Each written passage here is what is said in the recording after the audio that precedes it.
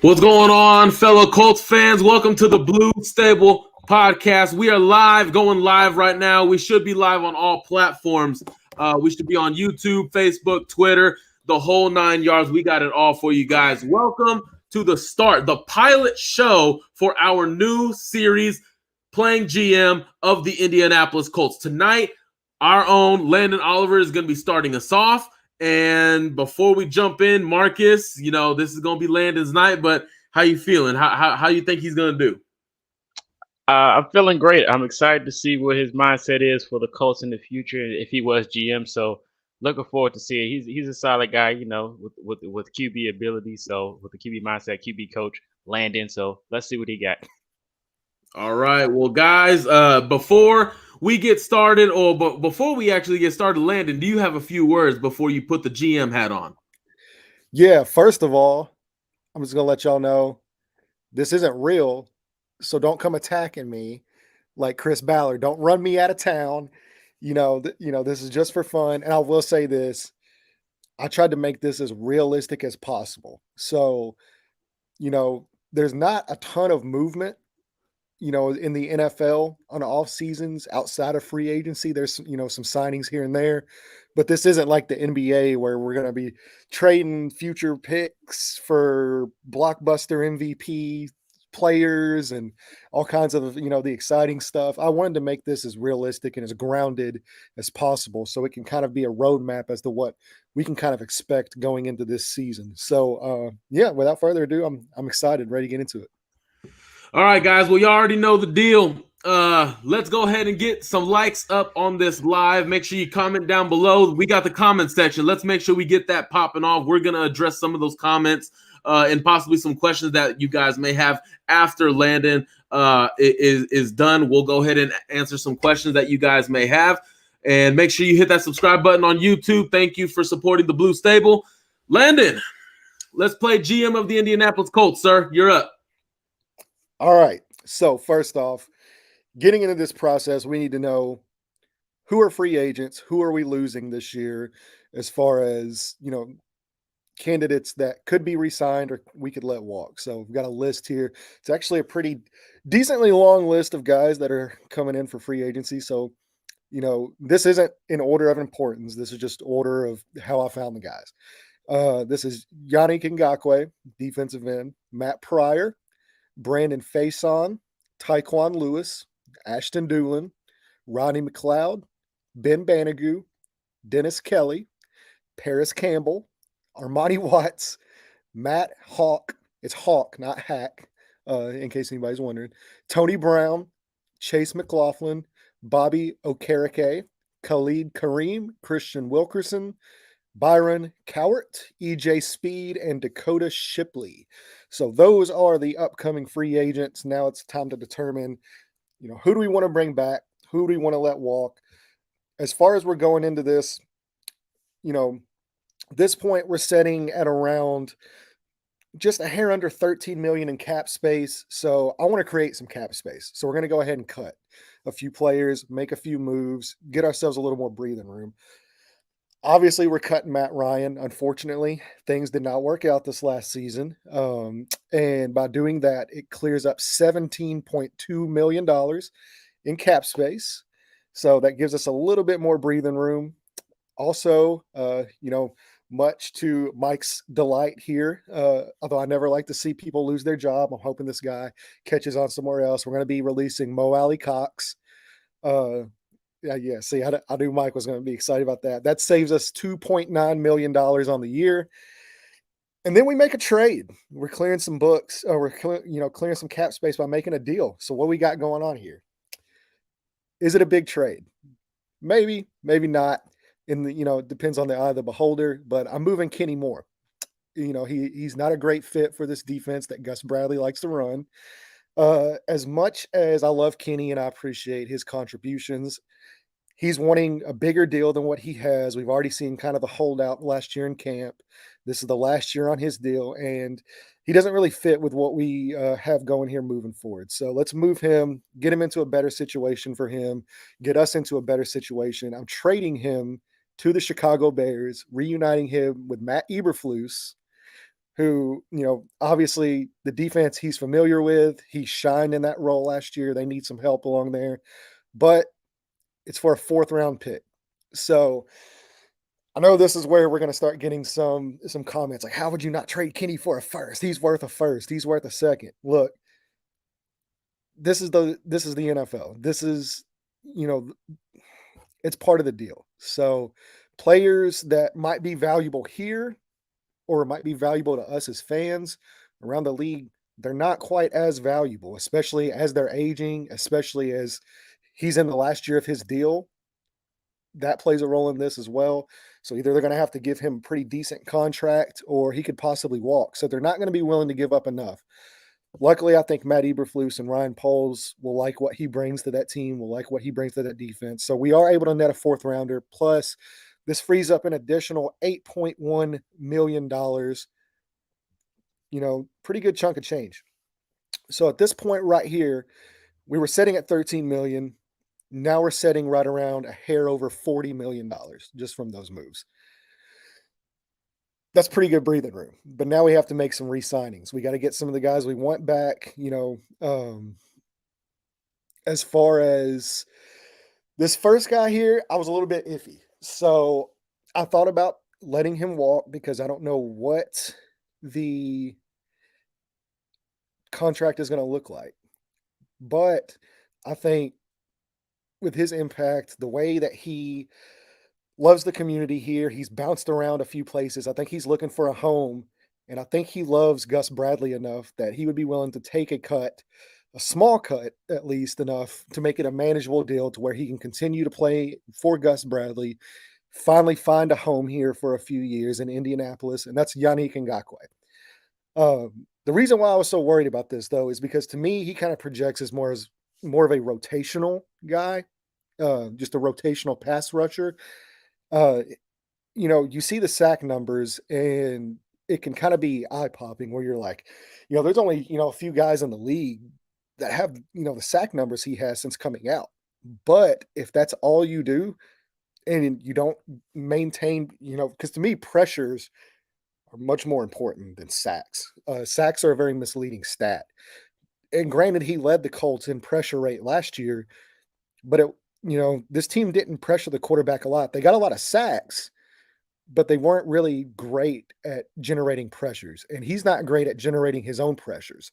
He's very much benefits from having a strong supporting cast around him. So, like I said, luckily, though, we're able to get him back, keep him in a rotational role, kind of allow him to continue to grow. He's only 27 years old, which I think is pretty awesome as well. It seems like he's been in the league forever. He's only 27, so still a young guy. And, he finally has a home here in Indianapolis. We're signing him to a 2-year deal, $21 million is what we're going to go with. That's, averages out about $10.5 million a year. Anything more than that, because I know market value, as far as I was looking on some contract stuff, it's setting around $13-14 million a year. And for what he brings, that's not really something I'm willing to do just because he is so one-dimensional as a player. But like I said, luckily, we're able to talk to him like, hey, you've bounced around a few places. You want a home. You want to keep playing under Gus Bradley in a place you're comfortable with. We loved having him here as fans in the community. He's an awesome ambassador for the team and in the community. So, we don't want to let him, walk for nothing, but, it's all about the play on the field. So $10.5 million per season. We are going to go ahead and guarantee at least most of that, probably 18 million guaranteed. So he does have a big guarantee, but it's not this, 13, 14, $15 million a year you see for normal top pass rushers just because he is more of a one-dimensional player. So now we get into some other guys I would like to bring back. One of those is Ashton Dulin. I'm a big Ashton Dulin fan. I think what he brings as far as his blocking, his special teams work, he contributes in multiple facets of the game. We're going to bring him back on a similar deal to what he had last year, and that is a 1-year, $2.5 million contract. It's a little bit of a pay bump from what he had last year. I think he was like 2.3 million. So we're throwing him some extra dollars, not a ton, but we're hoping that he can also continue to grow in this offense here. Uh, Another guy, wide receiver, we're wanting to bring back a guy that finally stayed healthy. Seemed like he's on the verge of breaking out, but we still want to protect ourselves just in case. Paris Campbell, you're coming back to Indianapolis, 2-year, $11 million year, $11 million deal, $5.5 million per with a team option after the first year. So, that way, if he shows he's able to stay healthy, it's still a short-term deal for him. He does get a little bit of a pay raise, and if he's able to stay healthy over this next couple years, then we can kind of look at giving you that big 4-year deal with the good money. Um, and I think he wants to stay as well. I think he loves it here. Unfortunately, one of the guys we are going to have to let walk just because I think the market is going to be too big for him, and the investment we already have is just too heavy in the position. It's Bobby Okereke. I'm sorry. Bobby is going to be walking, which is great news for him. Personally, I know he's going to go out, get a fantastic deal, a ton of money, but we already have so much invested in the linebacker spot with Zaire. Darius is making $20 million a year, or my bad, Shaquille. Sorry for the mistake there, but Shaq's making $20 million a year. But we do want to bring one guy back that has grown a ton in this, linebacker room, and that's EJ Speed. So EJ Speed, we're going to bring him back on a 3-year, $8 million deal, very similar to a little bit under what Zaire Franklin signed last year. Yeah, see, $12-15 million a year, Colts cannot afford that. They unfortunately cannot. And, unfortunately, too, with the linebacker thing, with a franchise tag, because that's also an avenue you could kind of look towards, but they kind of group edge rushers in with linebackers. So you get these huge pass rushers that are making tons of money, and they're classified as linebackers. So the franchise tag for linebackers, you're looking at like $17-18 million per season for a franchise tag. And that's just too much investment into one position, especially with the limited cap space we are working with, because I'm not very good with restructuring guys' deals. I'm very similar to Chris Ballard like that. I kind of want to keep the deals we signed, not push more of that money down the road, and just see what we can do as far as that goes. So we are bringing EJ Speed back.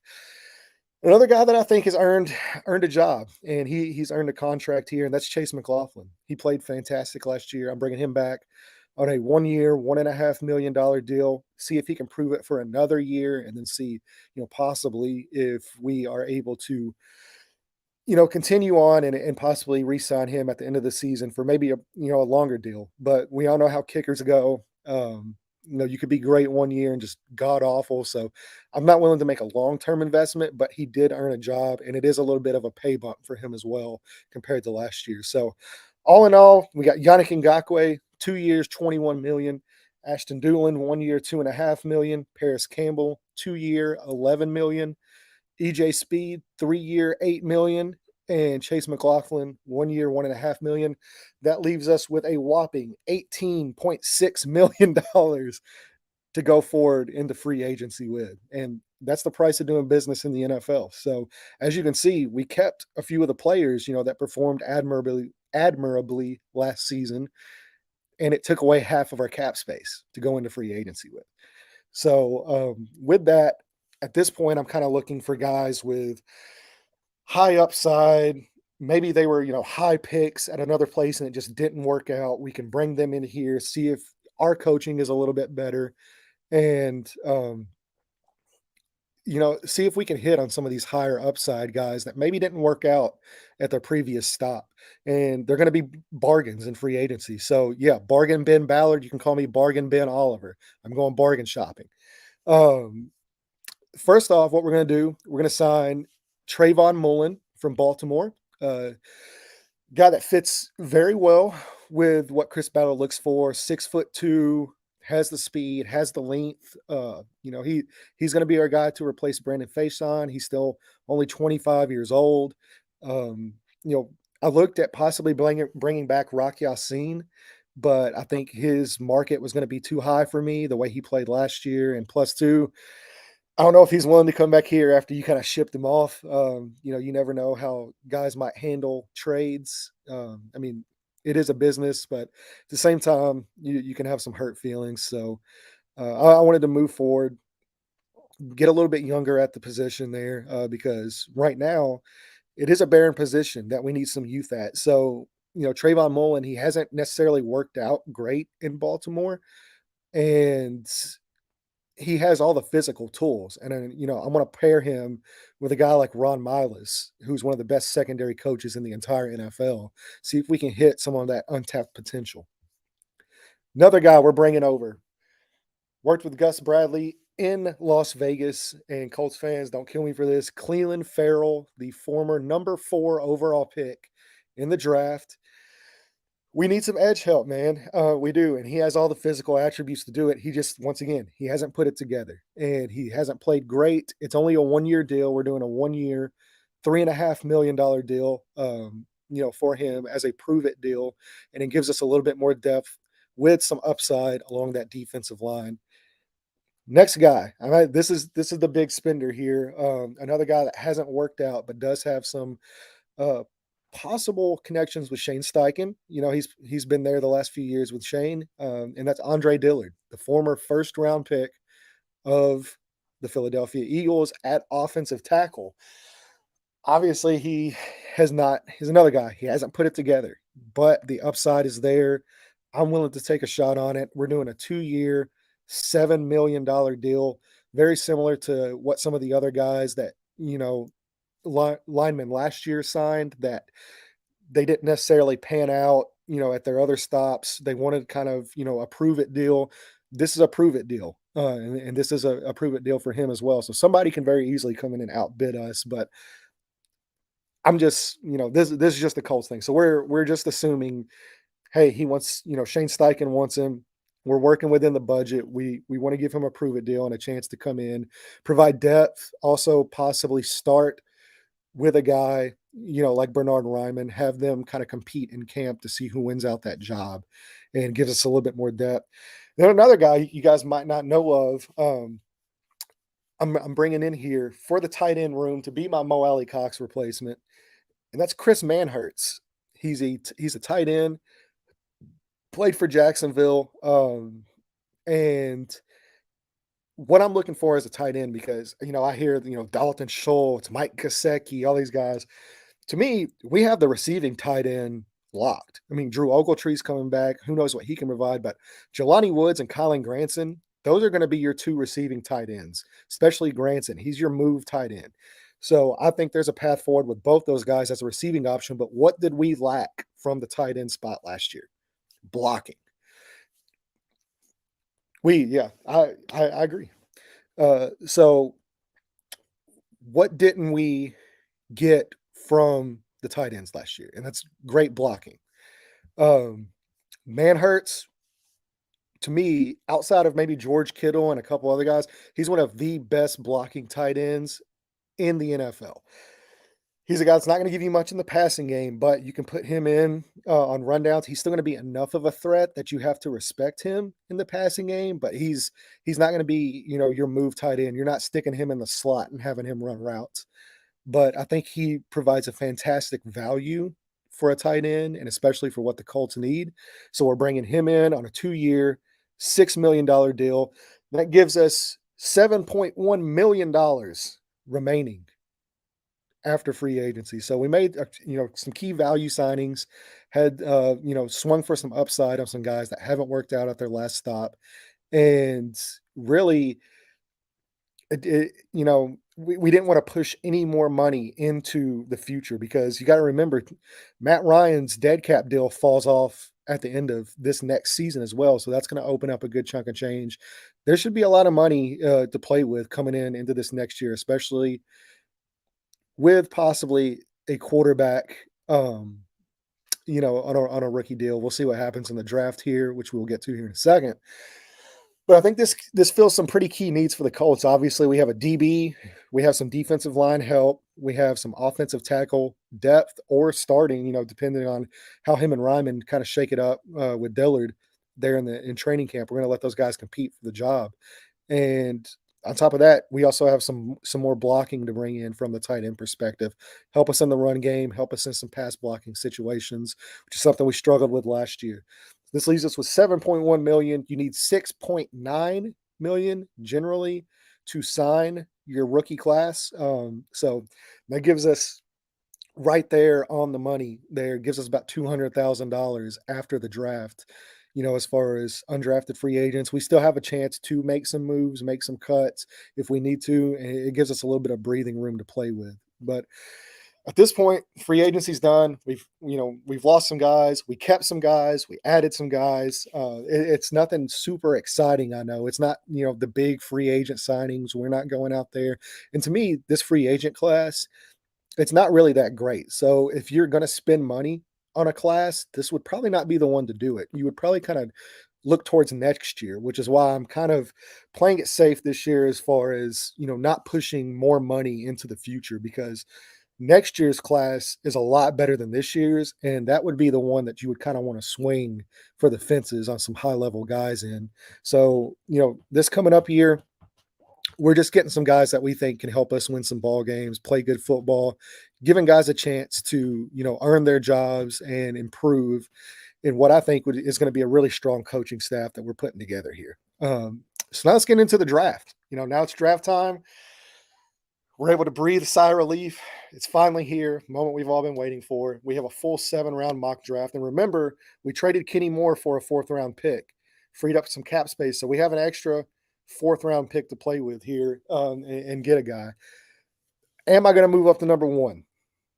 No, I'm not. Just to let you guys know, I'm not, because I don't think this team is competing really this next year. I think this is going to be a lot more of a rebuild year than what people think it's going to be.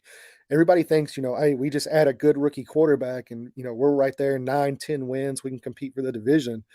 Unfortunately, whenever you win 4 games, you're a lot further away than what you think you are. And this team has a lot of growing to do in some key areas before I'm willing to kind of say they're just a quarterback away. So with that in mind, that's kind of why I swung for some upside guys as far as in free agency, just a chance, because if you hit on one of those guys, you have them for a good value and they're able to prove their worth. And, that's cheap, really good production. So now going into the draft, I'm not moving up to Chicago. I'm not meaning, say they want another 1st-round pick next year. To me, there's a strong likelihood this is probably going to be another top 10 pick. I'm not willing to give up another top 10 pick because I think all 4 of these quarterbacks we're looking at all come with flaws. They all come with their own issues one way or another. This isn't a slam dunk pick regardless of where you go. So I'm not willing to give up a potential top 10 player next year to draft a guy with flaws. So I'm willing to shoot for upside. We're going to stay at pick number 4. If you've been following me, you know where I'm going. Like I said, all these guys have flaws. So at this point, I'm just swinging for the fences. There's no perfect quarterback option in this class. And we're going to be going through a little bit of a rebuild. So why not swing for the fences? Let the most talented rookie quarterback develop with a strong coaching staff behind him to help fix some of the issues he has. And that's Anthony Richardson, quarterback out of Florida, pick number 4, shooting for the stars. I know the comment section is probably blowing up right now, but that whenever I'm looking at a guy like this, you look at all the things that you can't teach. And his issues are very teachable. They're very coachable. And I think he's a lot further along than what people think he is as far as, reading defenses, manipulating defenders with his eyes in the pocket, his, pocket presence as far as his ability to avoid sacks and make plays from the pocket. Obviously, the arm strength is there. So really what you're looking at is issues with accuracy and issues with footwork. If you can get the footwork, fixed on a consistent basis, that accuracy to me is going to skyrocket. So, yeah. Well, thanks for following. I'm glad we're able to do a little bit of God's work over there on the old Twitter. So, yeah, I'm shooting for the upside, and like I said, what he gives you, you can't teach. And what he is bad at, you can coach. And I'm going to trust my coaches. I'm going to trust my hire of Shane Steichen and Jim Bob Cooter. Love the name, by the way. Any chance I can say Jim Bob Cooter, I'm gonna say that. So I'm gonna trust my decision to have these guys develop a quarterback. I'm shooting for the stars. We're taking Anthony Richardson, number 4, University of Florida. Now let's get into the second round pick. So, what was the biggest issue? What did we not address in free agency? I'm never really a guy that drafts for need, but sometimes the need and the talent just fit. And, where's the one place we didn't address? Did we cut Ryan Kelly? No, we kept Ryan Kelly. And I know that might be a shock to some people, but to me, continuity along the offensive line is one of the single biggest factors in an offensive line success. And so we could have cut Ryan Kelly. We could have went out, drafted a center, added another guard, spent more money in free agency, which we didn't really have a lot of money to play with to begin with.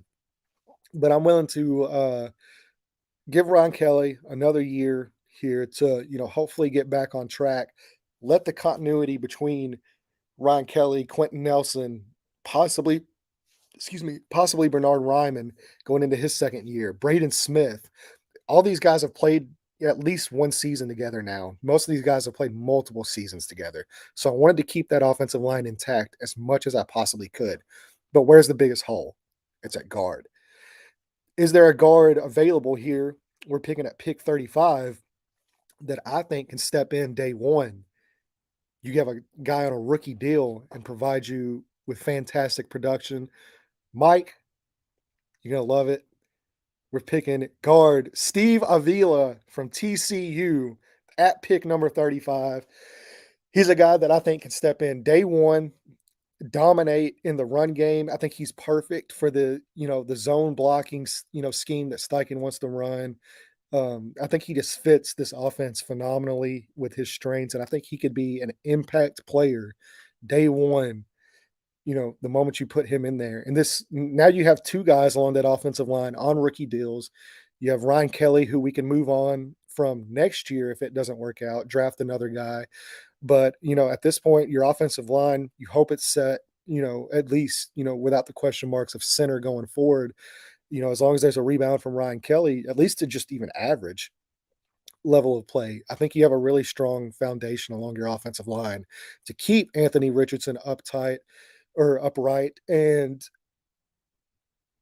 I mean, this should also be beneficial to Jonathan Taylor.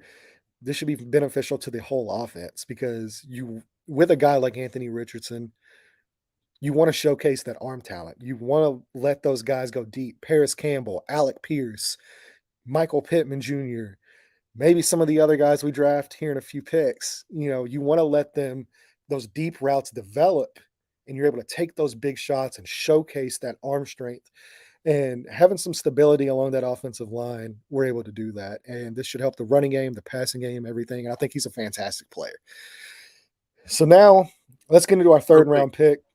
Real quick, Landon, just so you know, just based off that pick, I'm a season ticket holder now. Hey, I'm a man of the people. Hey, continue. Great pick. Yeah. Best pick of the draft. Thank you. I appreciate it. So one of the glaring weaknesses now we have is still on the offensive line as far as depth is concerned, especially, at the center position, should Ryan Kelly not work out, or possibly guard, should one of these guards go down.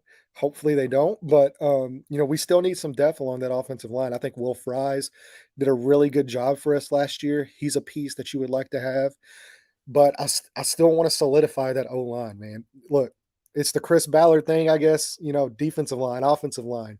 I want to win in the trenches, and I want to allow my quarterback, should one of these guys go down, to still have a fighting chance. I want to allow Jonathan Taylor to still have a fighting chance should these guys go down. So one of these guys that I've been really growing on here in the third round, and a guy that I think he's kind of a hidden talent because you never hear his name brought up, but the more I watch of the film, the more I fall in love with this guy. And that's Joe Tippmann, the center from Wisconsin. So he's a guy I think you can slot in at center or at guard. It allows you also to have Ryan Kelly's replacement already there learning. So should you move on from him next year, you already have your guy. He's uber talented that can step in and provide depth this season and possibly be your starter for the future moving forward over the next few years. So, gives him a chance to get in your system, to learn for a year, to play, in some key roles should he need to and get that experience. And then, like I said, say we move on from Ryan Kelly next year, you've already got a guy that continuity is so important along that offensive line that has played and has made reps with these guys already for this season. So, yeah, Joe Tippmann, offensive line. I'm double dipping along the offensive line with my second and third round pick. And by the way, this brings us now, we can have a little fun. So we have 2 fourth-round picks here. Pick number 102, courtesy of the Chicago Bears from the Kenny Moore trade. And I'm picking a guy that I think has a good chance to not even be there because of what he did at the Senior Bowl and his measurables. But that's Darius Rush, defensive back out of South Carolina. Guy that's got really great wingspan. He's a guy that has good size. I believe he measured in right around 6 foot, 6'2", somewhere around there. And he's probably going to run in the 4.3s as well. So extremely fast guy. And, he's physical.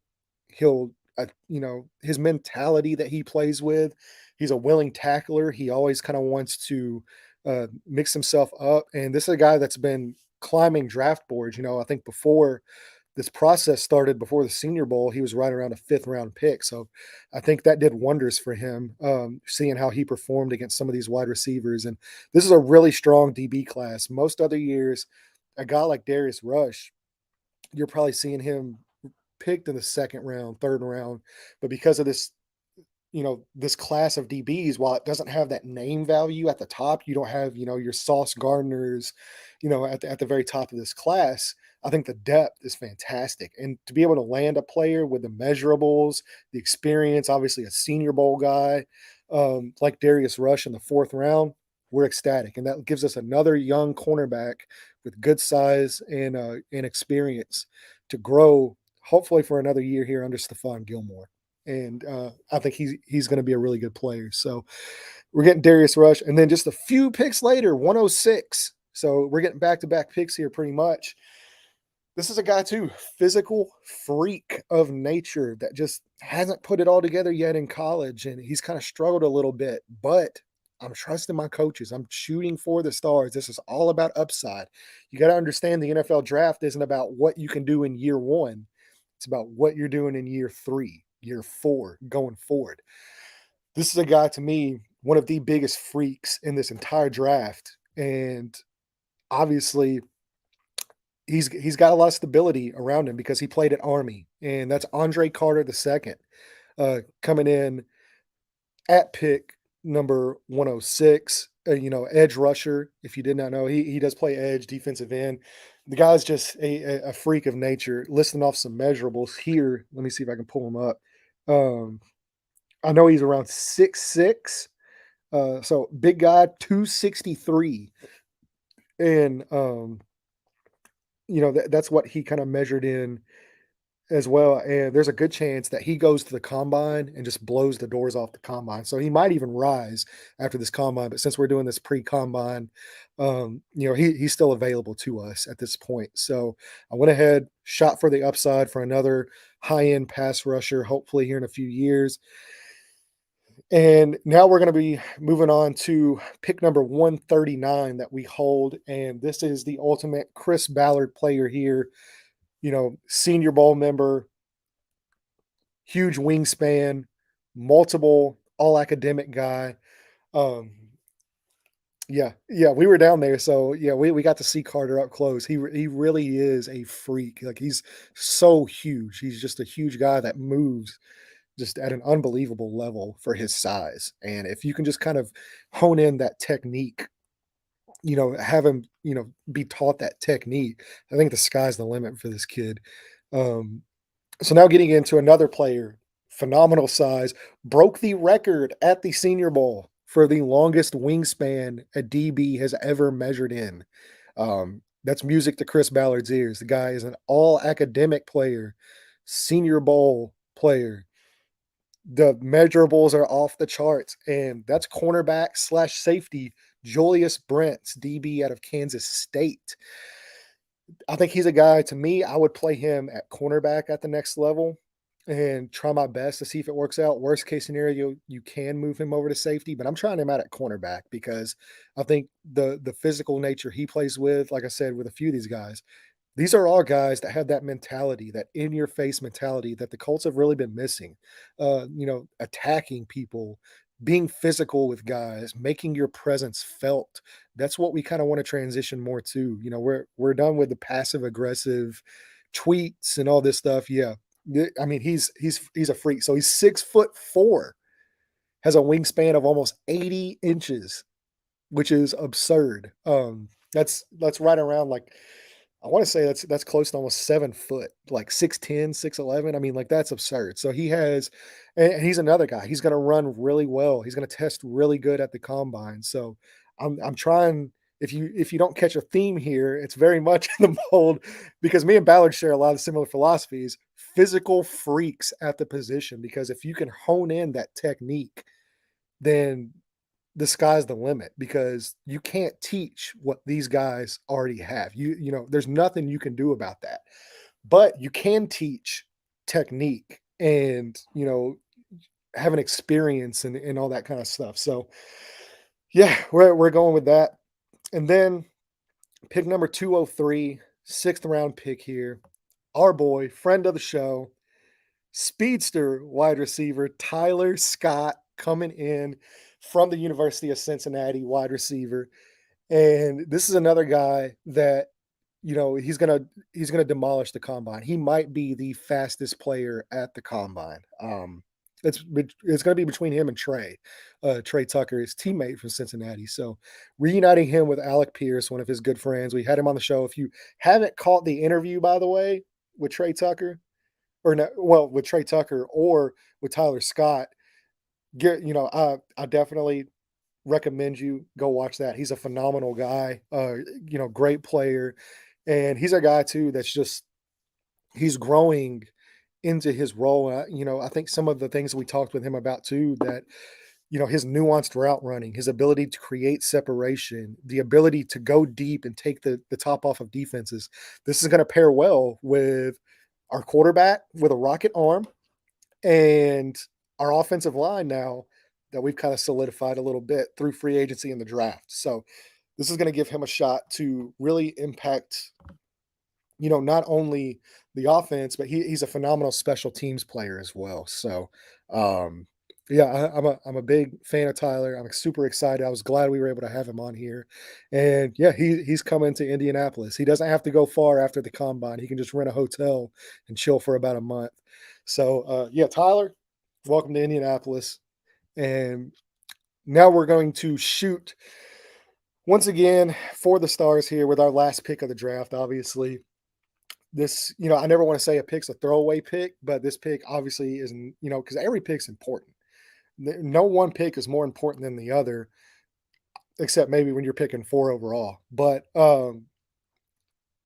each one of these guys has a chance. You want to draft for upside here, especially late in the draft. And look, call me a stickler. We've addressed the DBs. We've addressed the defensive line.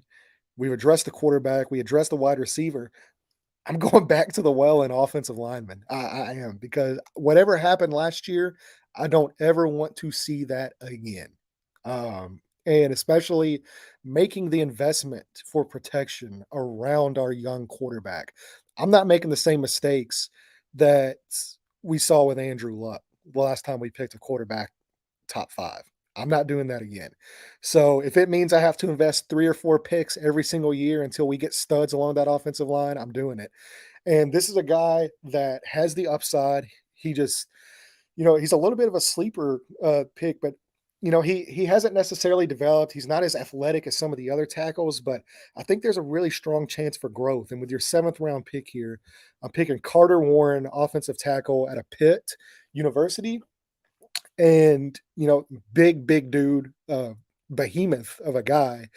he doesn't have that short area quickness that you would see from a guy like Bernard Ryman or Andre Dillard or those type of guys. But I think he has a really strong physical profile that you can work with, and if you are able to develop him, I think he can provide you with a really strong swing tackle for depth.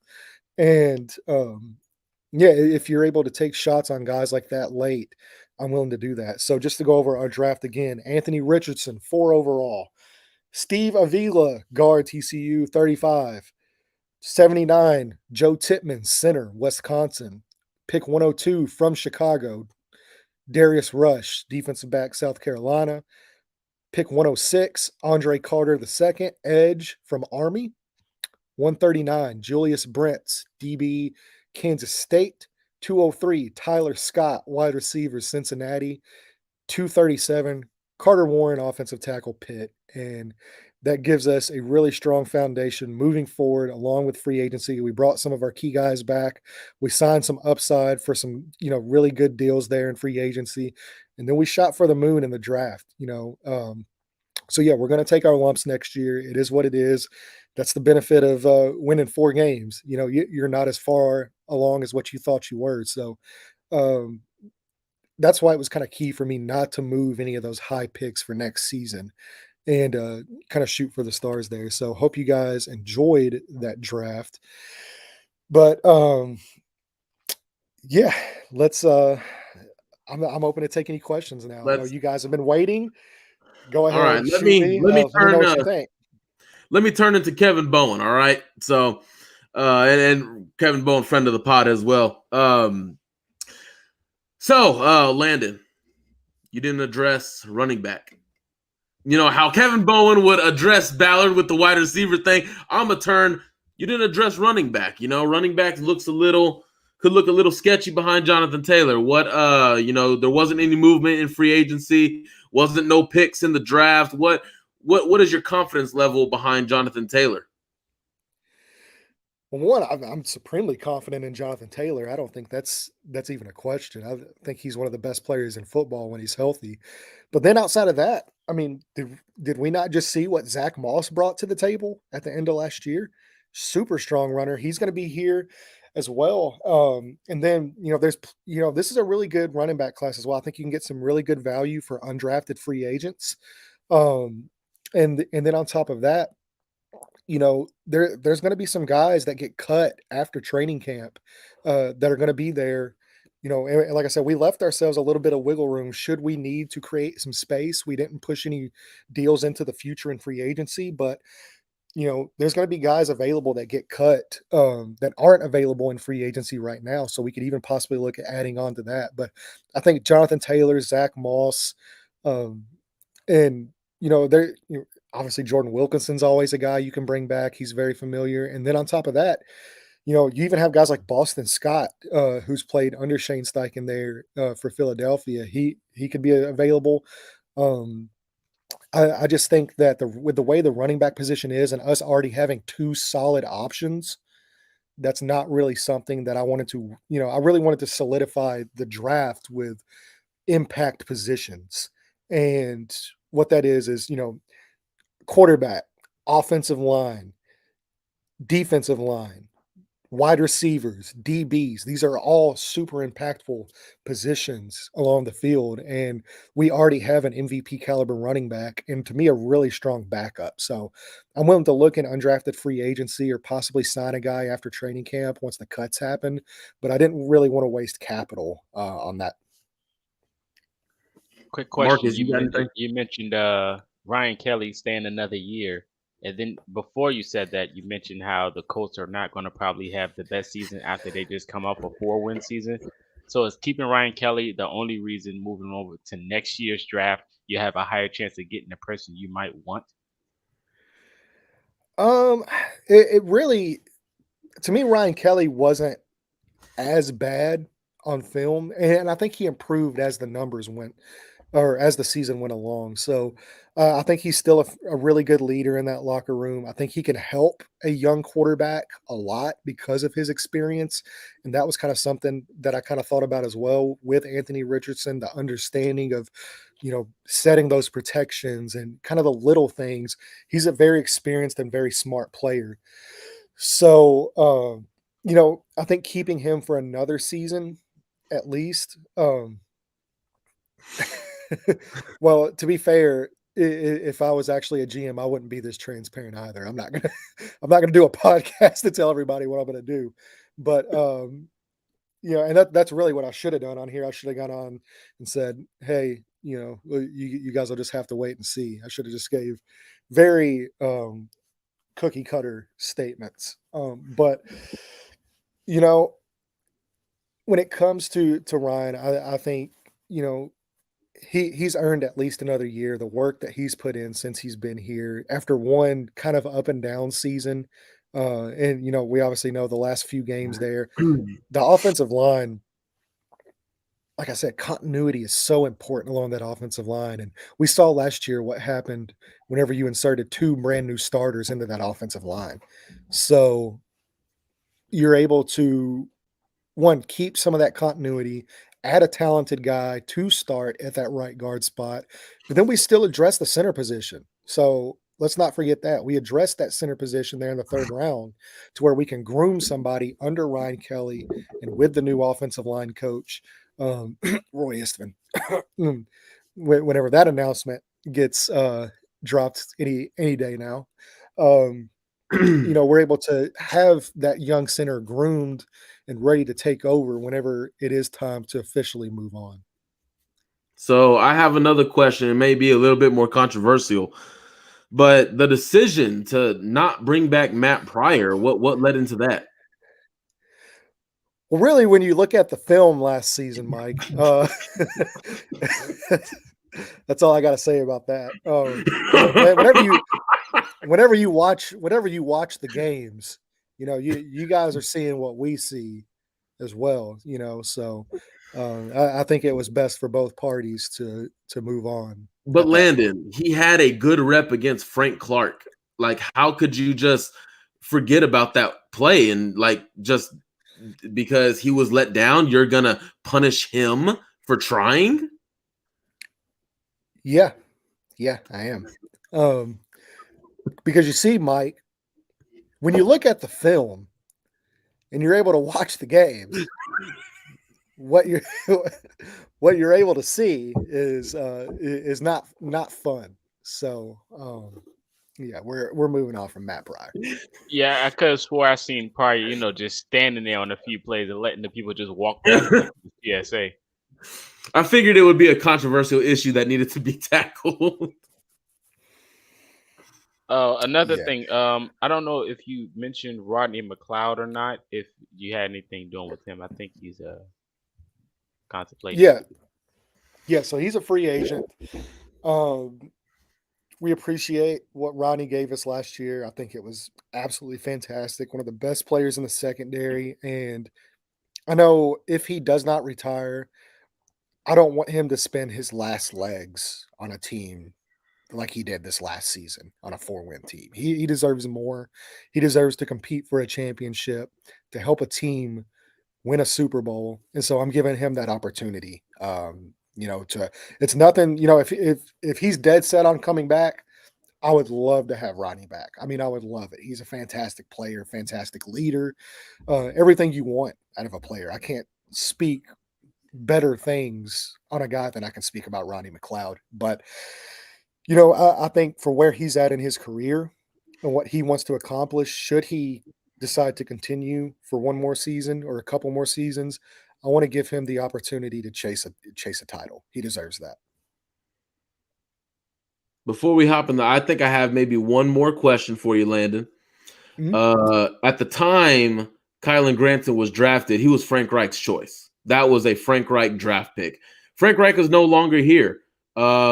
Was there any type of, discussion about whether you should get another guy in here? Maybe Kylan doesn't fit the system as well. What's your logic on holding on and believing in Kylan Granson? Well, I mean, look, Kylan, the season he had last year, the more he kept playing, the better he got. And I know Frank's not here, but I think that's a guy that can really help you win football games. He had some really strong moments last year, and I was really impressed with what he brought to the table. And one thing I really don't want to do, especially with guys on rookie deals, I don't want to just get rid of talented players on their rookie deals just to do it.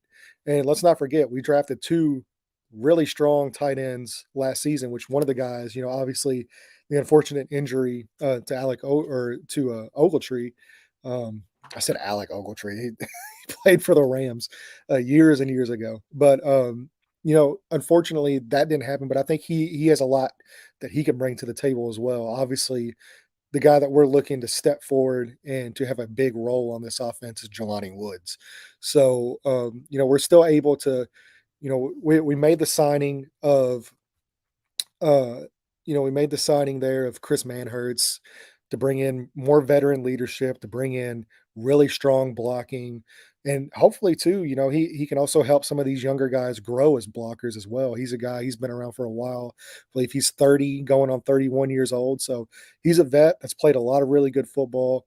And, he has a lot to bring to the table as well. So I think having the diversity of skill set you have with, Jelani Woods, Ogletree, Kylan, and Manhertz, I think all those guys have really different skill sets, and that's really what you want to have in that room is multiple guys. I mean, would you love to have George Kittle, a guy that can do everything at an elite level? Absolutely.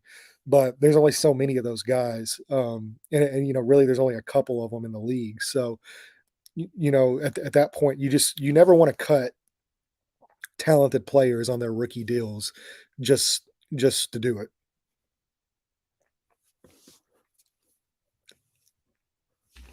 Well, Marcus, did you have anything else?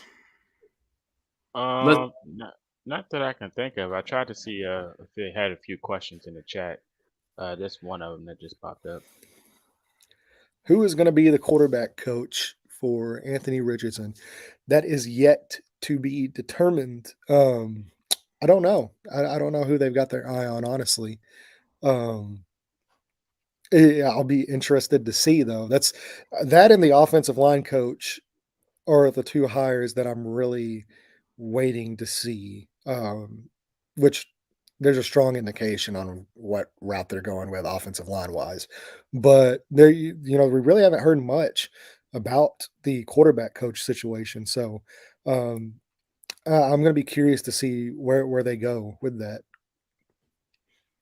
To me personally, like if it's me, like if I am the GM and I'm working with Shane Steichen, just saying I might be making a phone call to Phillip Rivers and see how he's enjoying his coaching stint down there in Alabama, and if he'd be interested to coming back, into a role, because I can't think of a better mentor and a better quarterback coach to learn from, especially for a guy with all the physical attributes of Anthony Richardson, than a guy like Phillip Rivers. Would you ask Matt Ryan if he would want to become quarterback coach? No, no, I wouldn't. I mean, it's not that I don't think he could, but I just don't think he's at that point in his career yet to where that's something that he would be thinking about. I don't know if he even wants to get into coaching at all. I think he still feels like he has good football left in him. And outside of that, I think where he wants to transition to is more into the broadcasting and the media stuff than in the coaching realm. And correct me if I'm wrong, Nick Foles is still the backup, no? Or is he gone? No. So I believe he will end up being gone. There's a strong chance he actually ends up retiring from what I think. Right. So okay, because I could have swore he signed a 2-year deal. So I'm just okay. So he was also in there part of the cuts, I assume. Okay. Or probably just volunteer retirement. Yeah, I just kind of assume he's retiring. I guess I should have put that down, but I have a strong feeling that he's going to end up retiring. All right, if there's anything else, let's hit up the comment section real quick. I know that's been a little bit of a barn burner. Would you trust Will Levis as a quarterback if Peyton was the quarterback coach. Well, Peyton ain't coming back to Indianapolis no time soon. I don't know, Landon. What about it? I would trust Will Levis regardless. Yeah, I mean, yeah, I would trust Levis as quarterback. See, that's the great thing about making the Steichen hire, because he was one of the two guys in my mind that if you went offensive coach, that I felt really strongly about any of the four quarterbacks we could draft has a good shot of working out. That's kind of why I'm more, I guess, inclined to shoot for that high upside, because of who we have as our head coach, who we have as our offensive coordinator, possibly bringing in a really strong quarterback coach as well with those connections. And yeah, so I mean, any of the four guys I'm comfortable with at this point, though. Like I said, I think Anthony Richardson does some of the things, not even just from an athletic standpoint, but from a quarterback standpoint, that are very hard to teach a young guy. And, he's 21 years old. So, if your biggest hang up to me is that you you need reps, you need experience. Um, well, just because we brought back EJ, I think I believe strongly in EJ Speed. Also, we have multiple guys there. I think JoJo Doman JoJo Doman, is going yeah. to be still on the roster. I think he played well in spots. And like I said, this is extremely early, so there can be cuts made after training camp, after the draft. We're going to have options to go get guys that are available, and there's a strong likelihood that we do end up doing that. So you want to keep your options open, but I like the guys that we have in house. What do you and two, I also strongly believe Shaquille Leonard he's going to be Shaquille Leonard this coming up season. That guy's work ethic is second to none. So I think he's going to be just fine. I'm not worried in the least bit about Shaq. What am I going to do with Nick Cross? Well, we're going to play him. That's what we're going to do with Nick Cross. Um, yeah, I'm good on AJ McCarron. I'm good on AJ McCarron. I like AJ okay. But as a St. Louis Battlehawks fan, since it's the closest to me, I've adopted the Battlehawks as my team. It's only a couple hours away from where I live. Mm. You know, I prefer him as the quarterback for the Battlehawks and not quarterbacking my NFL team. Because see, here's the thing with Anthony Richardson too. Like I said, biggest hang up outside of your accuracy is just the experience. He doesn't have the experience. Is he going to get the reps? Is he going to get the experience by holding a clipboard? No, he's not. So I'm throwing him into the fire day one and saying, hey, let's go make this thing work. And you design an offense, you leave it up to your coaches to design and an offense around him to accentuate his strengths while he develops some of those other passing instincts that he needs to develop. Would I go after Brandon Graham and let Yannick walk? Um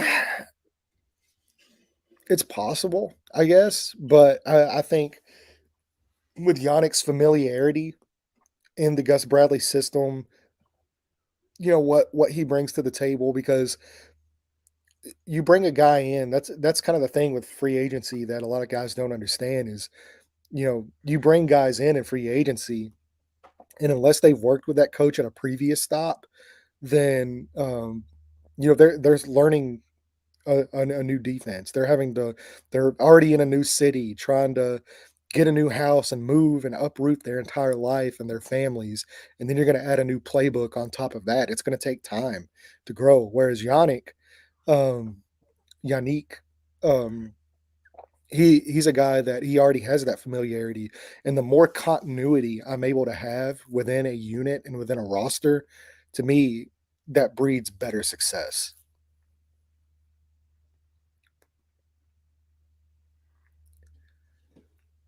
No, no, unfortunately not. And I like Keenan as a player, but he's on the wrong side. He's 31 years old. I mean, if he's willing to accept a minor 1 year deal, possibly. But look, um, we ended up re-signing Paris, re-signing Ashton Doolin. We drafted Tyler Scott. We already have Alec Pierce on the roster, who's going to develop more.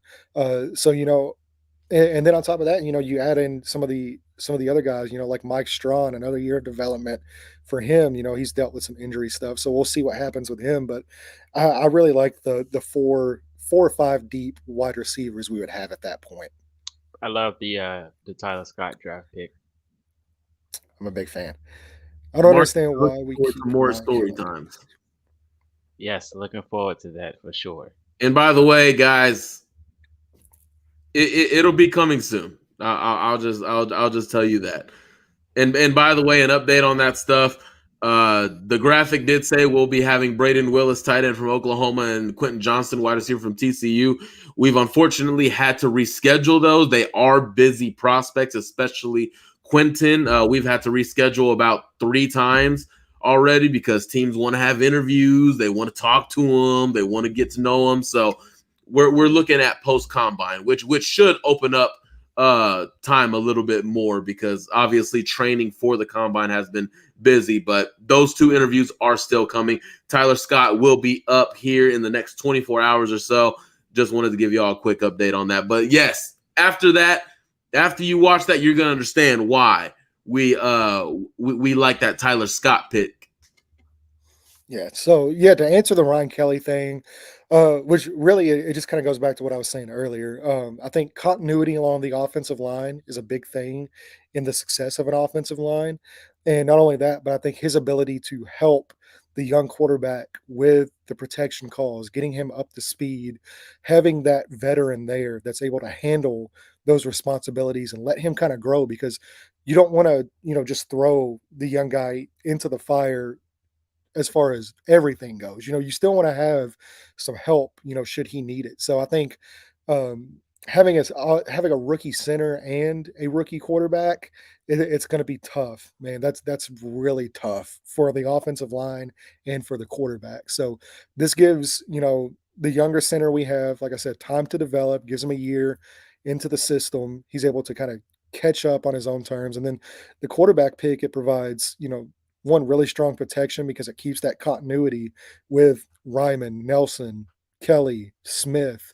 Um, and then you're able to really rely on him to get the protection calls correct and get everything kind of set up while Anthony Richardson has a chance to learn those as he's going along through his rookie year.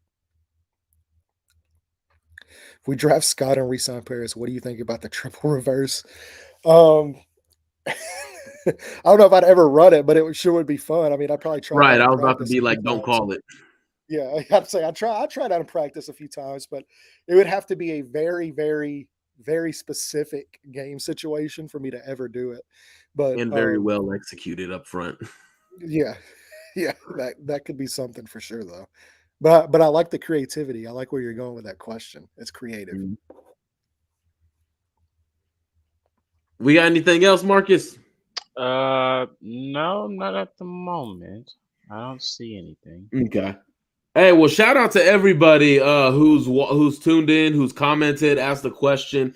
We truly appreciate all you guys and gals that have tuned in.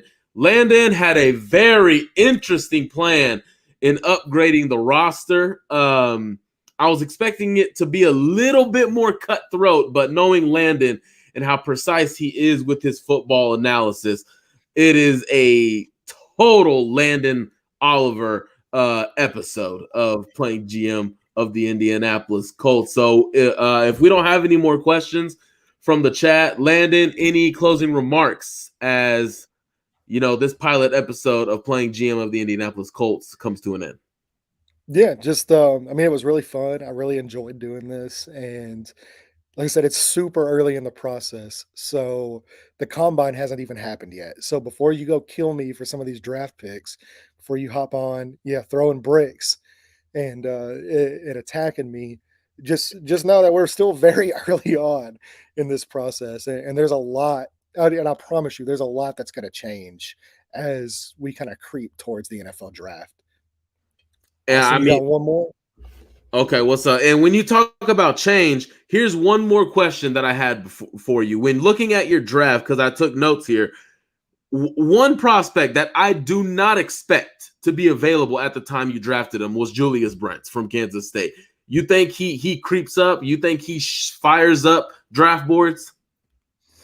I mean, it's possible for sure. I still think, the tape showed a guy that's a little bit still raw, and he's a little Mhm. bit more of a tweener. You could, played at safety, he played at cornerback. You don't really know where he's going to be in the NFL level, but he had a strong showing at the Senior Bowl. And, before this, he was like a fifth, sixth round guy. So getting him in the fourth, he's already jumped up around from that Senior Bowl performance. Now, it's possible once he goes to the combine, the measurables show up, he's able to kind of run really strong and show some of the things he can do. It's possible he's there in the third, but that's, like I said, that's kind of the thing about doing am I a badass GM? Is that a Greg Doyle question? Am I a hard Mm. ass? Um, I love Dawan Jones. I'm a big fan of Dawan Jones. I think he had a really strong Senior Bowl as well. He's a really good player. You would have to draft him to me probably in the first round. So with going with going quarterback, I'm not probably gonna to pick him. But as far as moving Smith back to guard, Smith to me is a really, really, really good right tackle, and that's a more important position. We addressed guard, and he's just making too much money for me to move back into guard as Him well. So and Nelson combined for guard play. yeah, it's a lot of money for your guards. So I want to keep him at right tackle where he's been really, really strong at, and kind of save a little bit of money there. I like it. I Yeah. like it. I was All about right. to say that was interesting for sure. Marcus, you got anything that you want to nitpick about his signings, trades, or draft picks? Mm, no, the tight end signing was it was questionable, but it is what it is. But I'm pretty sure we both have different ideas moving forward with our GM story. So I mean, besides that, I don't really. I like the process. I love the show that we did today. Definitely going to be interesting moving forward with Mike's GM role. What he has going on. I'm pretty sure I'm going to have a bunch of bricks thrown at Mike. So looking Max forward to it, man. Max Duggan 4 overall. Hope you guys are Facts. ready. Hope you guys are ready. Trade back to number 12, draft Quentin Johnston. Yeah, gonna end up having like 5 TCU players in my mock draft. No, I'm set. I actually already have my free agent, or not my free agent. I have my cuts and trades made already, but it's to the free agent portion in the mock draft. I haven't gotten done with yet, but I'm excited. But Landon, great show, great plan. I love the additions to the offensive line. Love guard, center, getting more depth at the offensive line because Lord knows you need it in the NFL. Great show. Anthony Richardson, not a surprise. But other than Yeah, I that, was gonna say PFF just dropped a mock draft with the Colts drafting AR. So you never know. And I it mean, there's literally a will pretty be high one. likelihood of it happening. I mean, it's a 25% chance Yeah. that it's either going to be Young, No, Stroud. once this combine happens, y'all are about to see something. You're gonna see a show. And I'll say this too, just to plug out my guys at Bring the Juice as well. Me and Derek from Bring the Juice, we're doing a little series right now. He asked me for some help, so I've sat down with him. We're actually doing film breakdowns of all 5 actually. So we've got 5 quarterbacks we're doing. The Bryce Young one just dropped today. So if you want to learn a little bit more about Bryce Young, go check out that. And then we'll have a few articles we're doing, or I'm going to be doing here leading up to the combine. I talked to Noah earlier today. We've got something we're in the works as well, getting you prepped for the combine. I've got 5 guys to keep an eye on at the NFL combine. That way you're not going in blind. And some of the guys that I've got my eye on as well. So we've got some great content coming. If you're interested in quarterbacks, go check out their show. Thanks, to those guys for their support of the Blue Stable and everything they do over there. And then also too, just check out some of the articles. We have some great stuff, man. As far as, we have great writers, and I just really want to highlight that. So I know, everybody likes the YouTube videos and like they're fun to watch and all that. And it's one of my favorite things to do. I'm much more comfortable in front of a camera than I am, behind writing articles. But we have a lot of guys that are super awesome at what they do. So go check out the website, go check out those articles, give those guys support. So just wanted to say thanks, everybody for the support, and continue to support the Blue Stable. Thank you and Marcus for giving me a platform, and it's been really fun collaborating with you guys on this. And yeah, just ready to go. I'm ready for the combine next week. I'm excited. Hey, you are here to stay, Landon. And hey, I'm not sure if y'all noticed, but we repping the Blue Stable now. Hold on, trying to get it in frame. Don't worry, Landon, Marcus, y'all's is coming. Just trying to. I'm gonna need one of those. Huh? Said I'm gonna need one of those. Look, we might want to shoot our guy Tyler one of those when he gets ready for the draft. Yes. Maybe he could rep it on the carpet. I don't know if he would, but hey, shout out to Eric Gray, Kendre Miller, Trey Tucker. Kendre. Oh yeah. Hey, Tucker? Man. I can hand Kendre one at TCU's pro day. I can hand them all one over there. Like, hey, come on, let's change the culture over here in Indy. But other than that, guys, oh yeah, that is something we're working on. Some Blue Stable merch in the prototype stage right now. Shout out to my girlfriend who is helping me on this as well. But other than that, next week is going to be my turn, followed by Marcus. The week after, we will be going live March 2nd. All right, aiming for the same time. Going to be live on YouTube, Twitter, Facebook. Tell your friends, tell everybody about this amazing series that we have. Landon was for sure fun. I might drive you guys crazy or shock you next week. And then Marcus, I don't know where Marcus's head is at most of the time, and he's probably gonna shock all of us on March 8th. I believe that's when his show is going to be going down. But other than that, guys, if y'all enjoyed this episode, please, we would really appreciate it if you subscribe to us on YouTube, like us wherever you're watching this, Twitter, Facebook, YouTube, whatever those three platforms are. Obviously, on the graphic down below, you can find us, the Blue Stable, at all of these social medias right here: Facebook, Twitter, Instagram, TikTok, Apple Podcasts, Spotify, YouTube. We're all there. So other than that, guys, Landon, great job today. It was fun. I'm certainly looking forward to my guy Esteban from TCU coming up here. But as far as I know, that's a pipe dream as of right now. But thank you for helping that become some sort of a reality in my dream tonight. Marcus, we got some work to do, and we have a tough act to follow up with. So other than that, guys, we'll see y'all later. Thank you for tuning in.